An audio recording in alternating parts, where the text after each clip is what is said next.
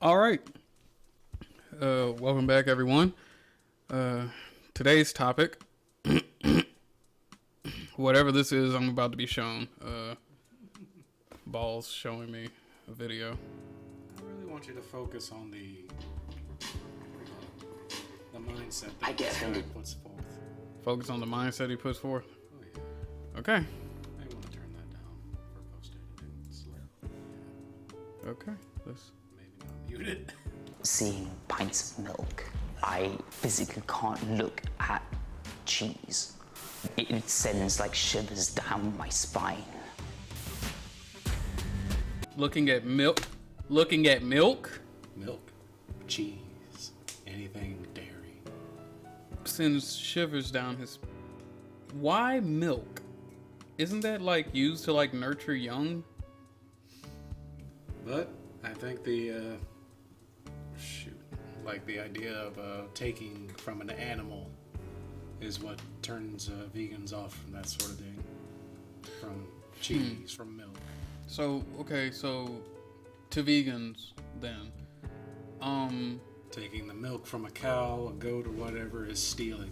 okay, and I'm assuming we're not going to the other side where we start where we start selling breast milk of women. So are we just cutting milk out entirely? Is that the solution that we're leaning toward, or is there something else that I'm missing? They don't offer a solution, at least not that I've ever heard. It's like just the idea that taking from another living being is bad. Taking from a living being? Being. As in. So just another living thing. Yeah. Taking from another living thing is wrong. That's what vegans believe? That's what this vegan believes, apparently. Let me see. Like, don't breathe. You're stealing from the plants, right? Yeah, I was just about to say, it's like that would kind of break the chain, all food chains. That would kind of break every chain of like energy transfer. It's like we live in the way our nature works involves going through a cycle of being eaten by something else, dying, becoming fuel for something else to eat on, and then continuing the cycle through there. Yeah, it's like the energy just keeps moving. Right. All right, let me see. I've been brought up around farming since the day I was born. I'm passionate in producing food to feed the country and the rest of the world. Already. He's disgusting. Like he's nervous. I've been brought up around farming my entire life, and as a result, I'm proud to be part of feeding the country and feeding the world. British farmers have some of the highest standards of animal welfare, traceability and environmental protection than any other farmers anywhere in the world. But at the same time, we don't tell people what they should eat, we grow what they want to eat. People should have access to accurate information and be able to make their own decisions in terms of what they want to eat and how they should live their lives. Dude, I understand your perspective. I would never tell people what they should or shouldn't eat unless I believe what they are eating is poisonous and they don't know that it's poisonous. How would you tell if something was poisonous or not? Well, I mean, some things you can just know by researching, like if something's poisonous or not. Like if you were out in nature and it's like you're about to eat some berries, it's like that particular berry is known to be poisonous, but the person holding them and about to eat them does not know. It's like, don't eat those, they're poisonous. Oh, on that note then, you could probably say that too much red meat is poisonous to you. It would lead to heart problems. But that would lean more in the direction of anything. Too much of anything can be bad for you. Yeah, like water. That was always Yeah, my water favorite. poison. Oh my God, I'll never forget that woman back when Nintendo Wii's were all the rage. She was in that Hold Your Pee contest. And they had to drink water every so often. It's like she won the contest, but she died from water poisoning. Her kids got the Nintendo Wii, but they lost their mom.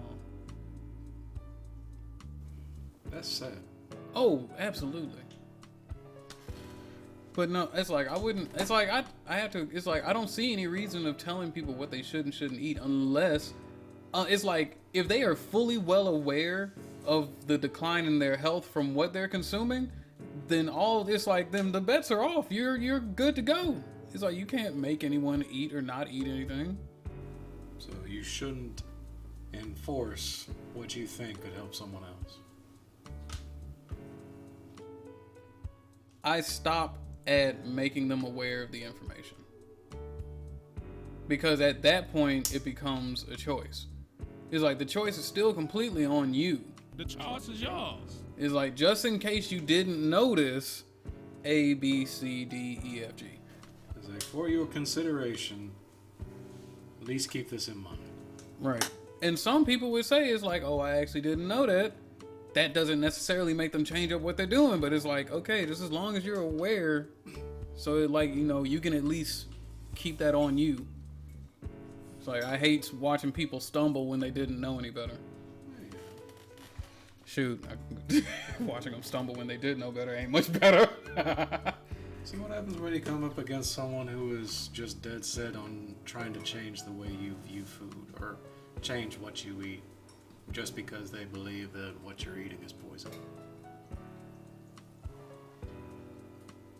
It's like, how would you feel towards someone that is trying to force you to change your ways?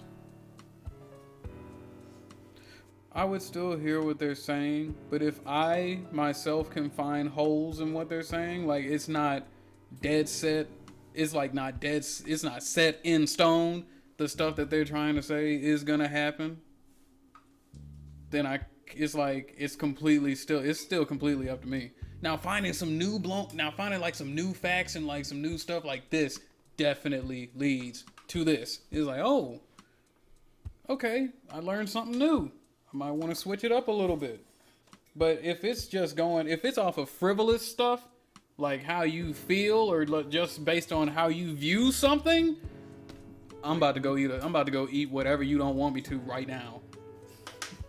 Like, what do you mean? Why would you want to eat this cow when it was a beautiful creature at one point? Just look at its eyes. It's so adorable. It used to be adorable. I never thought cows were adorable. I've pet a cow before, like, you know, a little baby cow. They stink, but they are lovable. It's like They taste good too. I want a Stacker King. But look, all right. Let me get back into it. Hold up, fuck. What do you think about the ability to essentially clone flesh and replicate the taste of an animal? I guess, would you consider... Do you want to sit down? Can we sit and talk face to face? Would you like that? Failed! That dude could not hold it back. Well, okay. They lost. So that's what Don't Turn Around is about.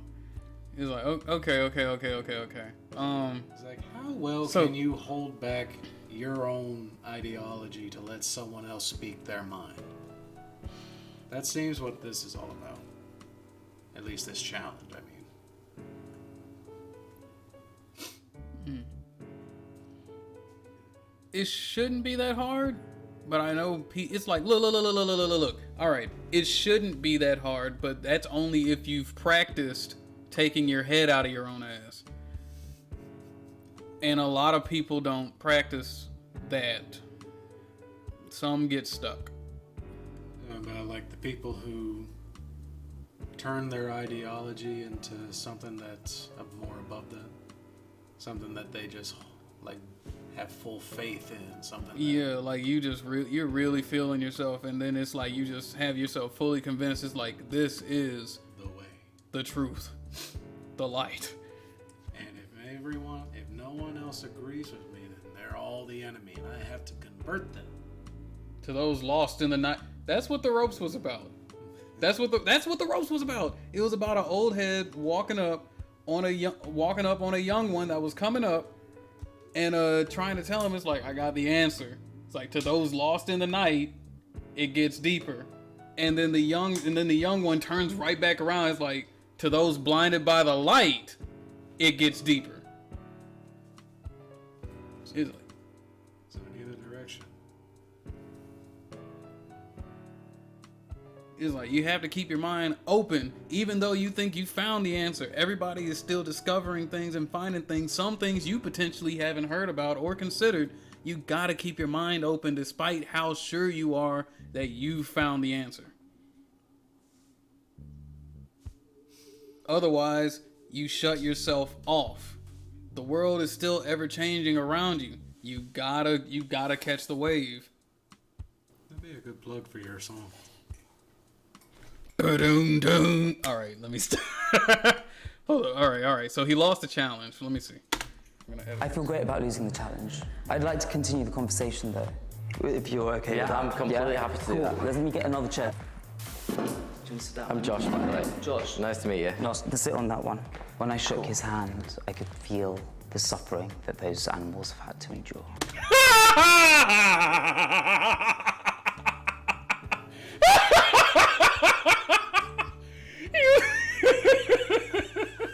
Hold on.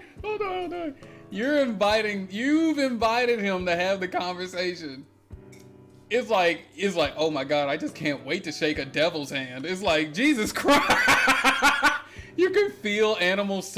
You know, wait. Let me check myself at the door. Look, I used to drink a lot of sodas and shit. Rock with me for a second. I used to drink a lot of sodas and shit. And water, wherever it came from, would taste the same. But when I stopped drinking a bunch of sodas and shit, and like water became the primary thing I was drinking day in, day out for a long amount of time, I started to taste the difference in the different types of water I was drinking, whether it be tap, Dasani, Ozark, Deer Creek. Arrowhead. God, Arrowhead is disgusting. But I started to taste the difference. So he's like, I'm gonna check myself at the door because I'm not vegan. Who knows? If I practice veganism, as crazy as it sounds, who knows? Maybe he has that extra sense where it's like, I can tell you ate a burger 3 hours ago. Medium well. You devil. With bacon. Dastardly man. Like, I'm not gonna take that away from him. I'm not gonna take that away from him because I don't know. I think he's a really good actor who loves the drama. And the drama that comes with being on the quote-unquote opposing side. Who said I could taste animal suffering? Okay, hold up. You know the flesh cloning? I think you should lead the UK in developing that technology. If you develop that, then you'll need like one beautiful cow that is like the most sacred cow in the whole world that delivers meat to everyone. Do you know what I mean? Like that would be amazing because you know how sentient these creatures are. They just want love. That's all they want. They just want love. Where did he get that? Where did he get that cows just want love? That's how I assume that I am assuming. That is what he views when he looks at a cow. All he sees is potential for love. So I'll give him that. It's like, that's a beautiful thought. But right, cows also want to eat. They want to fuck. It's like, you can't take away that sort of deal. But beside all that, that's not really all that important. Look, here's the thing. It's the same thing like when people project their emotions or like they project onto their pets. They'll look at their pet and be like, oh, he must be thinking this, or he feels like this, that, and the third, off of like these like just minute actions. Some of them are actual behaviors that hold some merit. You can actually read some animals' behavior. Body language is a real thing. Right. But some of that stuff is just you. Fantasy. It's just you. You're projecting that onto the animal. So it's like cows just want to love. I don't believe that. Yeah, they're more complicated than that. Give them some credit. Seriously, it's like don't oversimplify the animal just because you can't understand it. Right. And beyond that, it's like, why would he want flesh cloning, as in the one beautiful sacred cow as he describes that we get all of our meat from? That sounds horrible. It's like that's saying that you want to keep a cow alive and carve it of its flesh indefinitely for the world over. Just keep cloning it. Even still, that's still a living being that you're cloning. It's like just because it's cloned doesn't mean that it's not alive. I mean, for a fuck's sake. He brought up something about cloning flesh, and he also brought up something about having substances that can recreate the taste of it. At first, I thought he was talking about like that Impossible meat stuff, the like stuff that's like made from plants. That I could understand, but no, he was talking about like full-on cloning. I remember the Cat Williams sketch. Like the clone cow meat is delicious. It probably is, but it's still an animal on its own. Even if it's a clone, I mean, what are twins but clones of each other? Can you really cut one out and say that it's okay? Can one die and it not matter? I see the example you're going for, but I can't readily say that twins are just a clone of each other. No, they're not. They're similar enough that someone would think that they are clones. But I see what you're saying. And a clone of something is just a copy of something that was already living. So in itself would still be living. It would still be a sentient being. Right. It's like never clone yourself and then treat the clone of yourself as a lesser. Right. Shit.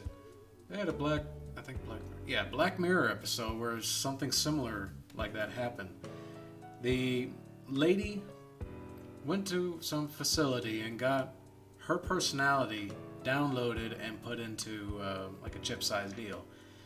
But it was such a perfect copy that it created a whole nother person in this little digital world that she now resided in. The original was still out and about doing her own thing normally, but the digital one was turned into a slave that completely adhered to her original's whims. Yeah, wasn't she like trapped in an egg or something? Yeah, she was like... I remember that episode. Yeah, she was like the Siri, but it was personalized specifically to the owner. Well, okay, how would she let her out?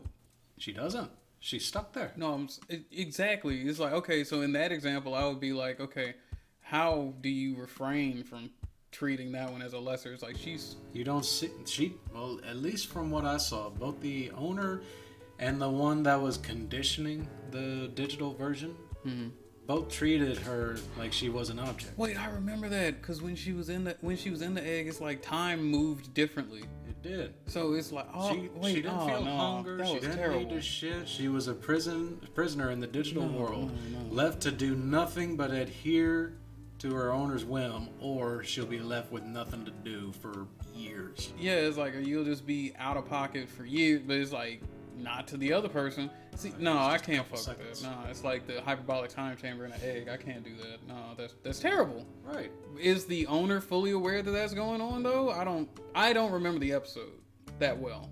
I don't know if she did. I knew that the manufacturer did. He was fully aware because he's the one that punished her. Yeah, the manufacturer I know, but it's like the owner, I don't. It's like if memory is serving me right now, I don't think the owner knew. Maybe not. Or it's common knowledge and she just doesn't really see it as a problem because she herself isn't experiencing it. Oh, that's selfish. It is. But that's, to me, that sounds like what old drama queen over here is talking about. Cloning something and then making use of it in place of the original so that the original doesn't suffer. And what do you do with all those cows that are now out of business that can't be... It's like, let them go. It's like, where? Wait. Oh, it's like, let them go and become part of the food chain. Someone else is going to eat those cows. Yeah. Something else is going to eat those cows. And some places can't just let them go. It's like, say, over in California, along I-5, they have a huge ranch of nothing but cattle. Where are those cattle going to go when they are completely surrounded on all sides by cities and farmland? Where can you take them? Where is an open enough space for them? It's like maybe to the Midwest. They got a lot of open space? No, they got a lot of farmland. Maybe over to Alaska in an environment that is completely out of their norm, where they could easily be eaten. Okay, in the comments section, timestamp this. Answer that question for us. It's like, where would if let out? Where to? What would we do? It's like there's an idea of like, say, like I have an idea. Like, there are still, at least as I hear, wild horses that exist. Yeah. Where though? It's like maybe in Mongolia? I don't know. But horses weren't needed for a long time. They just got converted into something that was more showy. They were more of a novelty item to have rather than an actual, like, having an actual use like they used to back in the day when they were pulling carriages, when they were required for farm equipment. Well, let me see what's going on here. Completely respect somebody's decision to live a vegan lifestyle. To me, it's just the same as voting for who you want to vote for, worshipping what God you want to worship, marrying who you want to marry. For sure. For me, choosing what diet you have and what lifestyle you live falls into that. I'm all up for pursuing other options in terms of how we're going to feed the world. But the animals that I've been around my entire life have been farmed in a way that's fair. I don't see why the way we produce food, whether that be beef or dairy or lamb, needs to be replaced by that technology. You do see that as the inevitable future, right? You notice how often he was throwing out the cool. Yeah, right. For sure. Like he wasn't really listening, just deflecting whatever this dude was saying, this rancher was saying. I could tell that he didn't like what he was hearing. Right. But he wasn't really listening. No, not really listening.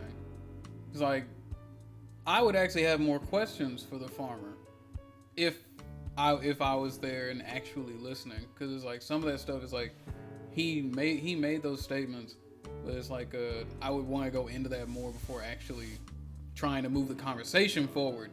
He skipped all that.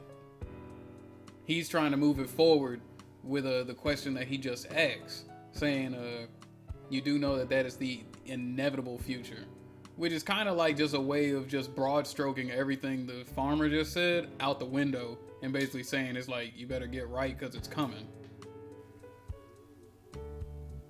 It's like essentially just shooting down everything the farmer was saying and saying, it's like, you're wrong, shut up, give up what you're doing and take on what I believe. Well, I don't know, so it's basic, somewhat.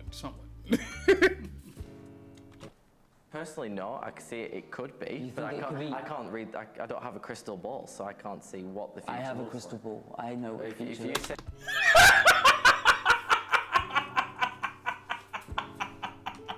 Okay, look, the sixth sense of being able to sense animal abuse by touching someone, that frailty superpower, that's one thing.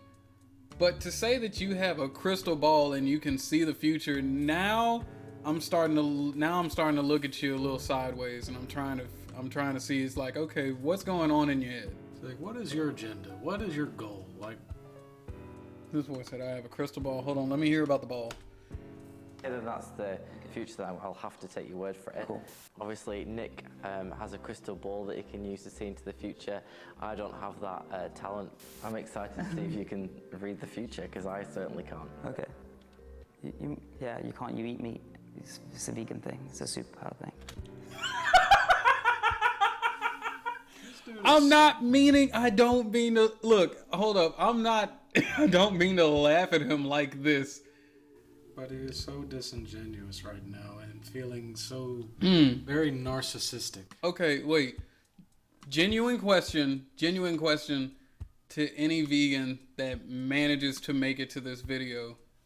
How long do you have to be vegan to catch this superpower? Because I am willing to test it out. It's like, how long do you have to be vegan to catch that superpower? Because he's only been alive so long. And I don't think he's been vegan his entire life. This boy said, it's a vegan thing, it's a superb thing. To have a crystal ball and see the future. and to be able to sense animal abuse through physical contact with other people. I have a question. How long do you have to keep your head up your ass before the world is rose tinted? It's not about how long it's been up your ass, it's about how far it's up your ass. It's like if you put your head so far up your own ass that it resurfaces where it should be on your body, I think that's the moment. I'm so sure it's just the accumulated pink eye just completely covering up your vision. That's how I can see the future. Look, I'm not putting this dude down, but he does need to come down up off that high horse. So you're a better man for giving him that chance. I'm just gonna look at him and then look at the horse's knees. He's like, hello, my name is Fred. Or was it Frank? It was Frank. Frank. Okay. By the way, my name is Frank. Let me see. It's sad. He's lost. I certainly won't change my opinion. I'm a big believer that British agriculture is sustainable and fit for the future, and we're constantly striving to improve it day to day. And I also can't see Nick changing his opinion anytime soon. I really don't mind that I lost the challenge. It's totally okay. Look at me lying to your face. I couldn't change a farmer's opinion. I wish that wasn't the end of that video. He's like, It's very short, yes. no, not like I wanted to see more of it. It's just they left Nick on a bad note. True. He wasn't even looking at the camera dead on. No, he kept looking off to the side. He seemed very nervous, anxious, and I wouldn't say disappointed, just the anxious bit. I agree. It didn't put him into a rosy light. But anyway, that was the video. I still don't think. I think that you should make people aware of certain information. If they knew the information, leave them alone on when it comes to certain things, especially when it comes to what you eat. It's like, if they know what it does, if they know what it's all about, but they still want to eat it, let them go. You can't force people to eat. You shouldn't. You shouldn't force people to fall into your own ideology just because you believe. That's the thing. It's like if you walk up to me and you say, cows just want to love, my first question is going to be, how do you know that? Or it's like, where did you get that? And then they shoot back. It's like, I can just go up to a cow and just feel how they feel. And that's what makes me go get a burger. Because you literally couldn't tell me. It's like, you only told me what you were feeling. It's not what factor led you to this discovery. It's like, I'm not going to write you off. You have to write yourself off. I'm going to give you a fair chance. But anyway, leave a comment in the comment section. Let us know what you guys think. Like, dislike. We're always trying to improve. Join the Discord. Follow us on Instagram, Twitter, Twitch, YouTube, which eventually YouTube will return. I'm Black. I'm Bo. And don't force people to eat certain shit. Look. We have so many other things that are more important to talk about. Be respectful to everyone you meet. Like, try to give them. I can understand talking to somebody like that is really on the cusp of having health issues, where it's like, okay, you might not want to do that much, but it's only up to the point of giving the information. If they are fully aware of the information, that's it. It's like, you've done your due diligence. Right, when it comes to eating. In what you believe to be right. You may very well be wrong. Some people may not be able to live solely off of a vegan diet. There are certain things that you can't get from this solely vegan diet. Like aside from proteins, like omega-3s. Yeah. I have to take supplements for those and eat a bunch of fish. People's bodies are different. But I'm so serious about the superpowers. Don't front. Look. If there are superpowers in veganism, I want to know about them. And if there aren't, please don't let these people, these drama queens, the ones who love the act, be your speakers for your group. This dude said it's a vegan thing. It's a superb thing. Have a nice night or day. It's different times all over the world. It's this long, everybody. Is it bye?